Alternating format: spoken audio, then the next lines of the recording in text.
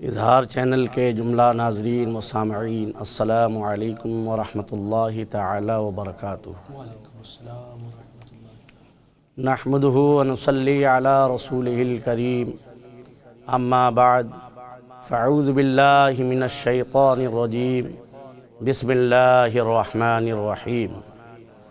قال اللہ تعالی فی القرآن المجید والفرقان الحمید، ان اللہ وملائکتہ یصلون علی النبی یا ایہا الذین آمنوا صلوا علیہ وسلموا تسلیما۔ اللہم صلی علی سیدنا مولانا محمد بارک وسلم صلاۃ وسلام علیک یا رسول اللہ صلی اللہ تعالی علیہ وسلم۔ محترم ناظرین و سامعین، آج کے اس مبارک پروگرام میں میرا موضوع سخن شہزادہ رسول حضرت امام زین العابدین علی ابن امام حسین رضی اللہ تعالی عنہما کی ذات گرامی ہے۔ حضرت امام زین العابدین ائمہ اہل بیت میں سے ایک جلیل القدر امام اور عالی مرتبت بزرگ ہیں۔ آپ حضرت سیدنا امام حسین رضی اللہ تعالی عنہ کے بیٹے ہیں۔ علی بن حسین آپ کا نام ہے۔ آپ قرشی اور ہاشمی ہیں۔ ابو الحسن آپ کی کنیت ہے۔ ابو محمد، ابو بکر اور ابو عبداللہ بھی آپ کو کہا جاتا ہے۔ آپ کی ولادت باسعادت 33 ہجری کو مدینہ منورہ میں ہوئی، اور ایک روایت کے مطابق آپ کی پیدائش 38 ہجری میں ہوئی۔ آپ کی والدہ حضرت شہربانو بنت یزدجر نوشیروان عادل کی اولاد سے تھی۔ اسی بنا پر کہا جاتا ہے کہ آپ میں نبوت اور سلطنت کی خصوصیات ایک ساتھ جمع تھی۔ آپ رضی اللہ تعالی عنہ معرکہ کربلا میں اپنے والد حضرت امام حسین رضی اللہ تعالی عنہ کے ساتھ تھے۔ اس وقت آپ کی عمر مبارک 23 یا 25 برس کی تھی، لیکن اس موقع پر آپ بیمار تھے، جس کی وجہ سے آپ جنگ میں شریک نہیں ہو پائے۔ جب حضرت امام حسین رضی اللہ تعالی عنہ کو ان کے تمام رفقا کے ساتھ کربلا میں شہید کر دیے گئے، تو امام زین العابدین کو خاندانی نبوت کی عورتوں کے ساتھ قیدی بنا کر دمشق بھیجا گیا۔ پھر وہاں سے آپ مدینہ منورہ پہنچے۔ آپ زین العابدین کے لقب سے مشہور و معروف ہیں۔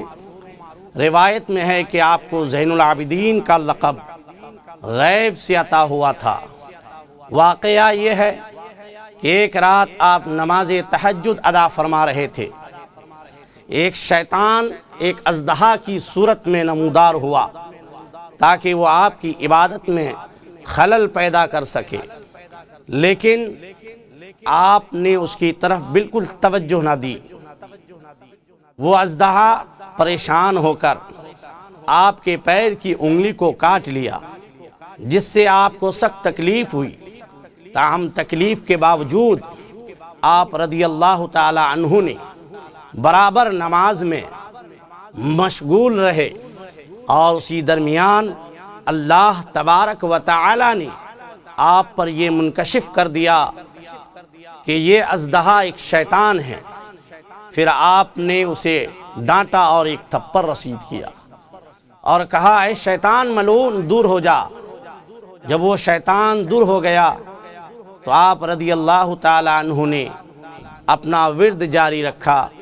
پھر اسی درمیان ایک آواز آئی، کوئی کہنے والا کہہ رہا تھا، زین العابدین، زین العابدین، زین العابدین۔ مسلسل 3 بار یہ آواز آتی رہی۔ تب سے آپ کو زین العابدین کے لقب سے جانا گیا، اور آپ زین العابدین کے لقب سے مشہور و معروف ہو گئے۔ ناظرین کرام، حضرت امام زین العابدین رضی اللہ تعالی عنہ کی پرورش مکمل علمی و روحانی ماحول میں ہوئی۔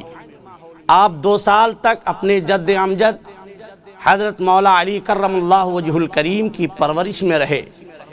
10 سال تک اپنے تایا حضرت امام حسن رضی اللہ تعالی عنہ کی تربیت میں رہے، اور پھر تقریباً 11 سال تک اپنے والد ماجد حضرت امام حسین رضی اللہ تعالی عنہ کی زیر نگرانی علوم و معرفت کی منازل طے فرمائے۔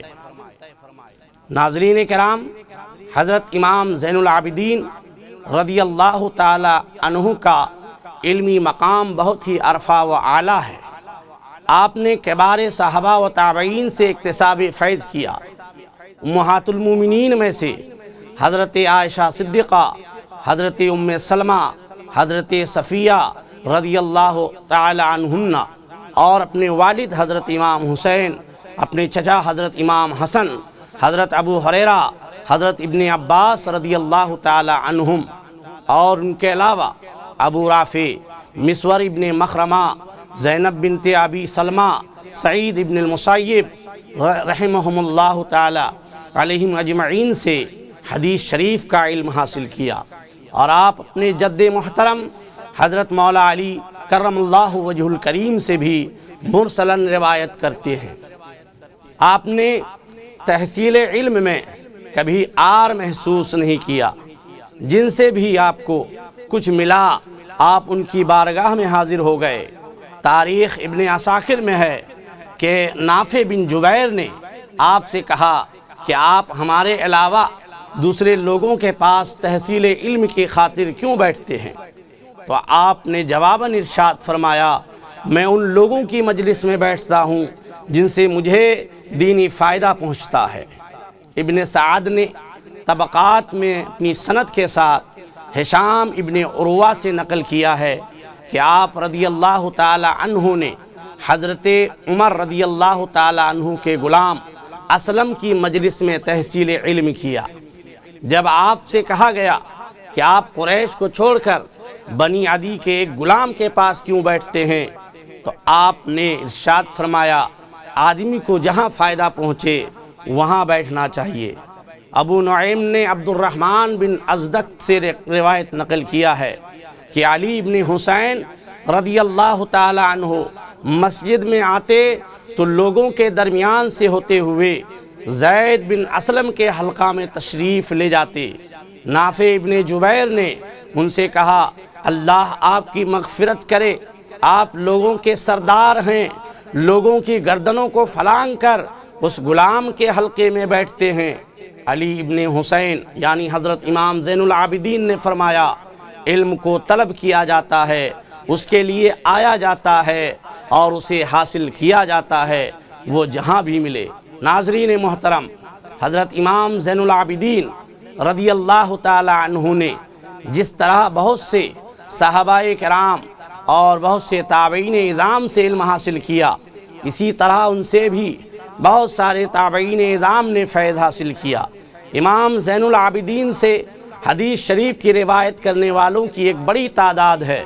ان میں آپ کے 4 بیٹے ابو جعفر محمد بن علی بن حسین، عمر بن علی بن حسین، زید بن علی بن حسین، عبداللہ بن علی بن حسین، ان کے علاوہ حضرت ابن شہاب زہری، عمرو ابن دینار، حکم ابن عوینہ، زید بن اسلم، یحییٰ ابن سعید، ہشام بن عروہ، اور ابو حازم محمد بن فرات تمیمی، عاصم بن عبید اللہ، یحییٰ بن سعید انصاری رضی اللہ عنہم شامل ہیں۔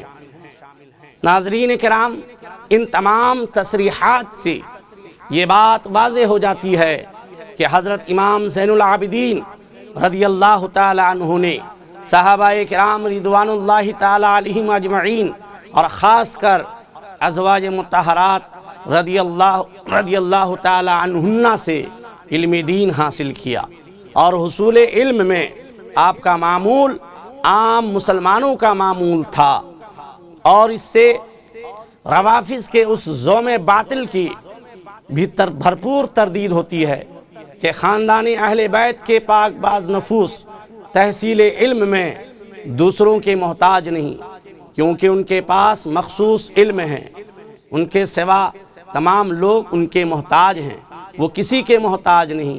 اس عالمی جھوٹ کی حضرت امام زین العابدین نے نہ صرف زبانی تردید کی بلکہ عملی طور پر بھی واضح انداز میں تردید فرمائی۔ ناظرین محترم، حضرت امام زین العابدین رضی اللہ تعالی عنہ بڑے عابد و زاہد اور شب بیدار تھے۔ وہ بنو ہاشم کے فقہا و عابدین میں سے تھے۔ اس زمانے میں ان کو مدینہ منورہ کے اندر سید العابدین یعنی عابدوں کا سردار کہا جاتا تھا۔ ان کی اسی عبادت گزاری کی کثرت کی وجہ سے ان کو زین العابدین عبادت گزاروں کی زینت بھی کہا جاتا تھا۔ حضرت امام مالک رضی اللہ تعالی عنہ نے فرمایا کہ مجھے یہ بات پہنچی ہے کہ امام زین العابدین رضی اللہ تعالی عنہ کا موت تک روزانہ 1000 رکعت نفل پڑھنے کا معمول تھا، اور ان کو کثرت عبادت کی وجہ سے زین العابدین کہا جاتا تھا۔ حضرت امام زہری رحمۃ اللہ تعالی علیہ حضرت امام زین العابدین کا تذکرہ کرتے ہوئے روتے تھے اور انہیں زین العابدین کے نام سے یاد کیا کرتے تھے۔ ابو نعیم نے ان کے بارے میں فرمایا کہ وہ عبادت گزاروں کی زینت، قانتین کی علامت، عبادت کا حق ادا کرنے والے اور انتہائی درجہ کے سخی و مشفق تھے۔ ابن عینہ نے امام زہری سے نقل کیا ہے کہ میں اکثر علی ابن حسین کی صحبت میں بیٹھا کرتا تھا، میں نے ان سے بڑھ کر کسی کو فقیہ نہیں پایا، لیکن وہ بہت کم گو تھے۔ امام مالک رحمۃ اللہ تعالی علیہ نے فرمایا کہ اہل بیت میں ان کے جیسا کوئی نہیں، حالانکہ وہ ایک باندی کے بیٹے تھے۔ کسی نے حضرت سعید بن مسیب رحمۃ اللہ تعالی علیہ سے کہا کہ آپ نے فلاں سے بڑھ کر کسی کو پرہیزگار پایا؟ تو انہوں نے فرمایا کیا تم نے علی ابن حسین کو دیکھا ہے؟ سائل نے کہا نہیں، تو انہوں نے فرمایا کہ میں نے ان سے بڑھ کر کسی کو بھی پرہیزگار نہیں پایا۔ ناظرین کرام، حضرت امام زین العابدین رضی اللہ تعالی عنہ ہمیشہ خوف خدا اور فکر آخرت میں سرشار رہتے تھے۔ آپ جب نماز کے لیے وضو کرتے تھے تو آپ کا رنگ پیلا پڑ جاتا تھا، اور وضو و اقامت کے درمیان آپ کے بدن پر ایک کپ کپی کی کیفیت طاری ہو جاتی تھی۔ کسی نے اس بارے میں آپ سے پوچھا تو آپ نے فرمایا تمہیں معلوم ہے میں کس کے سامنے کھڑا ہونے جا رہا ہوں اور کس سے مناجات کرنے والا ہوں، یعنی اللہ تعالیٰ سے۔ ناظرین، لطائف اشرفی کے لطیفہ نمبر 53 میں ہے کہ ایک روز آپ اپنے گھر میں نماز پڑھ رہے تھے اور سجدے کی حالت میں تھے کہ وہاں آگ لگ گئی، تو لوگوں نے کہنا شروع کیا اے رسول اللہ کے فرزند، آگ آگ یعنی آگ لگی ہے۔ انہوں نے اس وقت تک سجدے سے سر نہیں اٹھایا جب تک آگ بجھ نہ گئی۔ پھر ان سے کسی نے کہا کہ کس چیز نے آپ کو آگ سے بے خبر رکھا تھا؟ تو آپ نے فرمایا مجھے آخرت کی فکر نے اس آگ سے بے خبر کر دیا تھا۔ اللہ اکبر۔ حضرت امام جعفر صادق رحمۃ اللہ تعالی علیہ فرماتے ہیں کہ میرے والد ایک رات ایک دن میں 1000 رکعت نماز پڑھا کرتے تھے۔ ان کی موت کا وقت قریب آیا تو وہ رونے لگے۔ میں نے کہا آپ کیوں رو رہے ہیں؟ حالانکہ میں نے آپ کی طرح کسی کو اللہ کا طالب نہیں دیکھا، اور یہ میں اس لیے نہیں کہہ رہا ہوں کہ میں آپ کا بیٹا ہوں، آپ میرے والد ہیں۔ تو اس پر انہوں نے کہا اے میرے بیٹے، میرے رونے کی وجہ صرف یہ ہے کہ قیامت کے دن ملک مقرب ہو یا نبی مرسل ہو، ہر ایک اللہ کی مشیت و ارادے کے تحت ہوگا۔ اللہ جس کو چاہے گا عذاب دے گا اور جس کو چاہے گا معاف فرما دے گا۔ حضرات محترم، حضرت امام زین العابدین عفو درگزر کرنا آپ کو وراثت سے ملا تھا۔ ایک بار ایک کنیز آپ کو وضو کرا رہی تھی کہ اس کے ہاتھ سے برتن چھوٹ کر آپ کے چہرے سے ٹکرا گیا، جس سے آپ کا چہرہ زخمی ہو گیا۔ آپ رضی اللہ تعالی عنہ نے سر اٹھا کر اس کی طرف دیکھا تو اس نے عفو درگزر کی فضیلت پر مشتمل ایک آیت مبارکہ پڑھ دی، جسے سن کر آپ نے نہ صرف اسے معاف کیا بلکہ ارشاد فرمایا، جا تو اللہ عز و جل کی رضا کے لیے آزاد ہے۔ ناظرین کرام، حضرت امام زین العابدین رضی اللہ تعالی عنہ بدنی عبادات کے ساتھ ساتھ مالی عبادات کا بھی غیر معمولی اہتمام کیا کرتے تھے۔ وہ انتہائی درجہ کے سخی اور خیر کے کاموں میں خرچ کرنے والے تھے۔ ابو حمزہ شمالی کہتے ہیں کہ علی بن حسین رات کے اندھیرے میں پشت پر روٹی لادے مساکین کو تلاش کرتے تھے اور فرمایا کرتے تھے کہ رات کے اندھیرے میں چھپا کر صدقہ کرنا اللہ کے غضب کو ٹھنڈا کرتا ہے۔ محمد بن اسحاق کہتے ہیں کہ مدینہ منورہ میں کچھ لوگ ایسے تھے کہ ان کو معلوم نہیں تھا کہ ان کے معاش کا انتظام کون کرتا ہے، لیکن جب حضرت امام زین العابدین کا انتقال ہوا تو وہ حضرات اس ذریعہ معاش سے محروم ہو گئے جو رات کو ان کے لیے سبب بنتا تھا۔ جریر بن عبد الحمید نے عمرو بن ثابت سے نقل کیا ہے کہ جب علی ابن حسین کا انتقال ہوا تو لوگوں نے ان کے کمر پر کچھ نشان پائے۔ اس کا سبب پوچھا گیا تو معلوم ہوا کہ یہ اس بوجھ کی وجہ سے ہے جو رات کے اندھیرے میں یتیموں کے لیے لے جایا کرتے تھے۔ ناظرین، حضرت امام زین العابدین رضی اللہ تعالی عنہ اپنے زمانے کے بہت ہی جلیل القدر اور عالی مرتبت بزرگوں میں سے تھے۔ لوگ ان کی بہت ہی عزت و تکریم کیا کرتے تھے۔ کمال کا روب و جمال تھا۔ حضرت زین العابدین باروب شخصیت تھے۔ چنانچہ ایک مشہور واقعہ ہے جس کو علامہ ذہبی نے تاریخ اسلام میں نقل کیا ہے اور کشف المحجوب کے اندر بھی درج ہے، جس سے لوگوں کی نظر میں آپ کی عزت و تکریم کا اندازہ ہوتا ہے۔ واقعہ یہ ہے کہ ہشام بن عبد الملک اپنے زمانہ خلافت سے قبل ایک دفعہ حج کے لیے گیا۔ بیت اللہ شریف کے طواف کے دوران حجر اسود کا استعلام کرنے کا ارادہ کیا، لیکن بھیڑ کی وجہ سے استعلام نہیں کر پایا۔ اتنے میں حضرت امام زین العابدین تشریف لائے۔ وہ ایک چادر اور تہمن باندھے ہوئے تھے، انتہائی خوبصورت چہرے والے، بہترین خوشبو والے۔ ان کی آنکھوں کے درمیان پیشانی پر سجدے کا نشان تھا۔ طواف شروع کیا۔ جب حجر اسود کے قریب پہنچے تو لوگ ان کی ہیبت اور جلالت شان کی وجہ سے پیچھے ہٹنے لگے۔ آپ نے اطمینان کے ساتھ استعلام کیا۔ ہشام کو یہ بات اچھی نہیں لگی۔ اہل شام میں سے کسی نے یہ کہا، یہ کون ہے جس کی ہیبت اور جلال نے لوگوں کو پیچھے ہٹنے پر مجبور کیا؟ ہشام نے یہ سوچ کر کہ کہیں اہل شام ان کی طرف مائل نہ ہو جائیں، کہا، میں نہیں جانتا کہ یہ کون ہے۔ مشہور شاعر فرزدق اس وقت قریب ہی کھڑا تھا۔ اس نے کہا، میں انہیں جانتا ہوں۔ اس پر اس شامی نے کہا، اے ابو فراس، یہ فرزدق کی کنیت ہے۔ اے ابو فراس، یہ کون ہیں؟ اس پر فرزدق نے حضرت امام زین العابدین رضی اللہ تعالی عنہ کی تعریف میں بہت ہی پیارے اشعار بیان فرمائے، جن میں سے کچھ کا ترجمہ آپ کی خدمت میں پیش ہے۔